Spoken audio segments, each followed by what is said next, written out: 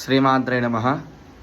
శ్రీ విశ్వావసునామ సంవత్సర ఉగాది రాశి ఫలితాలు మనకి గోచార రీత్యా ఎలా ఉన్నాయి అంటే, ప్రథమంగా మేషరాశి వారికి వ్యయస్థానంలో శని, శుక్ర, బుధ, రాహు అనే 4 గ్రహాలు కలిసి ఉన్నాయి.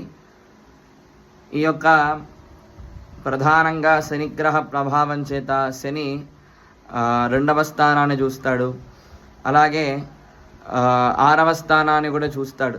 దీనివల్ల ఆదాయ మార్గాలు కనిపిస్తాయి, కానీ అకారణంగా ధనం ఖర్చు అయ్యే అవకాశాలు కనిపిస్తూ ఉన్నాయి శనిగ్రహ ప్రభావం చేత. అలాగే వాహన యోగాలు ఇవన్నీ కూడా, ఏదన్నా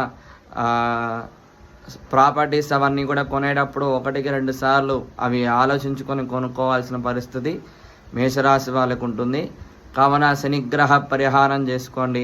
అలాగే మీ జాతకాల్లో కూడా శని యొక్క దశ అంతర్దశ అయిపోతే శనిగ్రహ ప్రభావం అంతగా ఉండదు. కావున అది కూడా ఆ దశ కూడా అయిపోయిందో ఉందో కూడా ఒకసారి చూసుకోండి. శనిగ్రహ పరిహారాలు అవన్నీ కూడా చేసుకుంటే మరింత విశేషమైన ఫలితాలు ఉంటాయి మేషరాశి వారికి.